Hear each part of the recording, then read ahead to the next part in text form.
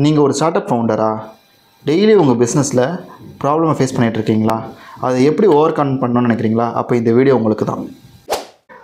உங்கள் comfort ஜோனை redefine பண்ணுங்கள். உங்களுக்கு பிடிச்ச யூஸ்ஃபுல்லான விஷயத்த திரும்ப திரும்ப பண்ணிக்கிட்டே இருங்க. அந்த விஷயமே உங்களுக்கு கம்ஃபர்டபுளாக மாறும். உங்கள் லக்கை நீங்கள் முடிவு பண்ணுங்கள்.